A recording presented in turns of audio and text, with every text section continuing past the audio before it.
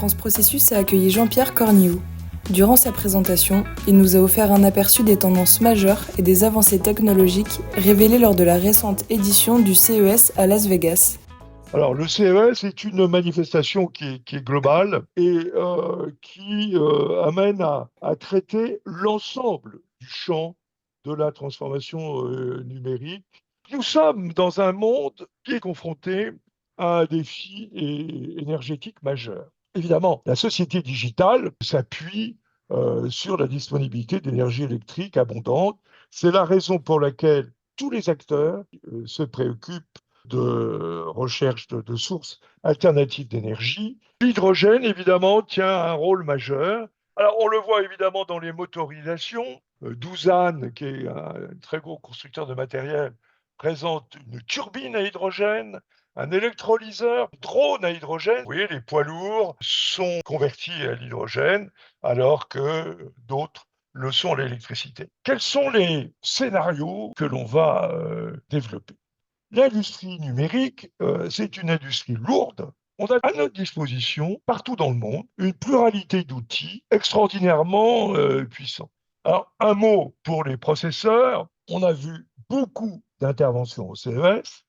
Alors, on ne parle plus des smartphones, hein. En revanche, on parle des moteurs. Et les moteurs de la société numérique, c'est les microprocesseurs. On a une nouvelle convergence entre le monde du processeur classique et le monde des GPU. Il faut s'attarder sur les stratégies et les vecteurs de rupture.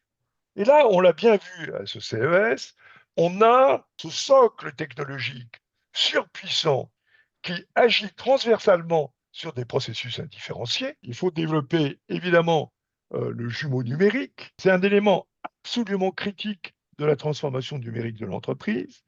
Le deuxième élément, c'est la robotisation. C'est véritablement un axe absolument critique de la transformation numérique. Le troisième vecteur de transformation, c'est l'économie circulaire. Ça, c'est LG. On va utiliser l'économie circulaire pour réduire son empreinte environnementale, sujet qui est largement traité. Alors, qu'est-ce qu'il faut faire dans l'utilisation? Eh bien, tout ce qui est produit a vocation à être recyclé. Et enfin, dernier point, la gestion de l'énergie, j'en ai déjà parlé. Caterpillar nous propose un schéma global de gestion de l'énergie. En disant, ben voilà, on vous propose de prendre en charge la transformation complète de la chaîne de valeur énergétique, à la fois par des batteries, par carburants alternatifs biosourcés ou par de l'énergie solaire. Et on va donc avoir une gamme de solutions, soit à batterie, soit à pile à combustible. Donc vous voyez 4 vecteurs. On va voir comment ils sont déclinés au niveau de ce que j'ai appelé l'engagement sectoriel. On observe que c'est repenser toute forme de ressources pour imaginer des nouvelles combinatoires de ressources, pour inventer de nouveaux usages et de nouveaux marchés. Alors j'ai choisi 4 champs d'exemples. La gestion de la mobilité. On va parler de software-driven transformation parce que c'est le software qui va transformer la réalité physique. C'est l'usage de l'intelligence qui va nous permettre d'aller vers la voiture que je qualifie d'électro-digitale. C'est une voiture qui n'est pas pensée en fonction de ses caractéristiques physiques, mais en fonction de ses caractéristiques numériques, de son comportement sur des réseaux routiers, et qui va donc faire l'objet d'un travail collaboratif entre des constructeurs et des gens qui sont capables de faire des systèmes numériques.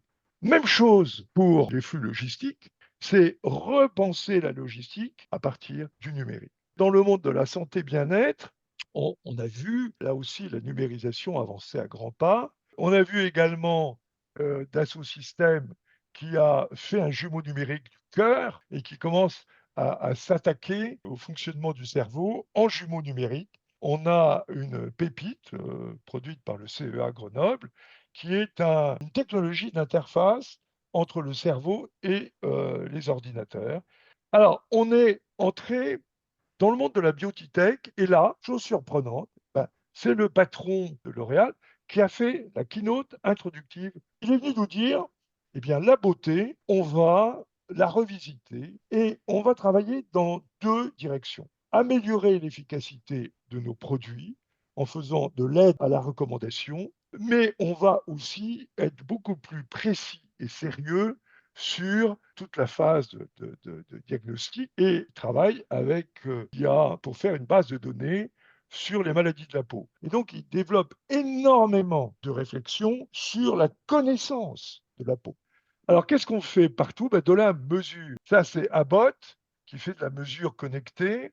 Donc, l'objectif, c'est que toutes les informations concernant mon corps et mon environnement vont être capitalisées pour permettre d'avoir une connaissance approfondie des conditions de vie qui rentrent directement dans la santé. Grâce à Weezing, on va rentrer dans l'analyse de l'ensemble des paramètres corps pour avoir une vision globale et permanente du fonctionnement du corps. Donc, capter et traiter les données du vivant, c'est aujourd'hui devenu parfaitement possible. Troisième élément, l'industrie. Aujourd'hui, on parle de métavers industriel. Siemens fait un partenariat avec NVIDIA pour faire le lien entre tous les robots et avoir une vue temps réel par des capteurs intelligents du fonctionnement d'une ligne de montage. Moi, ce qui m'a beaucoup frappé dans ce CES, c'est la révolution des matériaux. On a vu les constructeurs automobiles inventer la modularité. Toyota, qui vient en disant on va faire des modules que l'on va assembler. Alors, il n'y a pas que Toyota, il y a Hyundai aussi, puis il y a LG qui vous explique qu'ils peuvent faire ça. Alors, on va utiliser des nouveaux matériaux. Regardez par exemple ça. C'est une cuisinière qui fonctionne avec des piles 9 volts et des résistances au graphène. Vous allez pouvoir avoir un appareil complètement léger, mobile, totalement numérisé. Et ces résistances en graphène ont une caractéristique, c'est qu'elles consomment très peu de matières premières et très peu d'énergie. Et vous voyez donc émerger un monde nouveau de liberté, de choix du facteur de forme. Le dernier chapitre de ces usages, c'est le monde du loisir et des médias. Ce monde est complètement en train d'entrer dans le monde du software. On va avoir dans le software énormément de transformations, notamment parce que les écrans vont changer de nature. Et là, cette année, on a vu chez LG et Samsung des écrans de télévision transparents. On va aussi avoir un grand concurrent aux écrans, c'est la réalité virtuelle. Donc on est complètement dans une numérisation d'une filière média entertainment et donc on est complètement dans un monde de bout en bout numérique. La télévision broadcast à heure fixe a beaucoup de soucis à se faire. Plus personne ne va regarder les journaux télévisés, mais être dans un monde où l'information est continue. Vous comprenez bien qu'on est devant un rouleau compresseur. Le numérique est en train d'avaler le monde réel.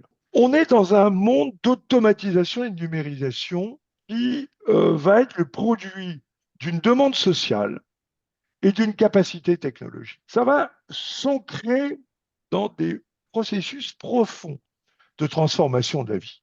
Et pour conclure, nous sommes devant un potentiel considérable. Si nous ne le comprenons pas, nous devrons laisser notre prospérité, notre système social, à ceux qui l'auront compris.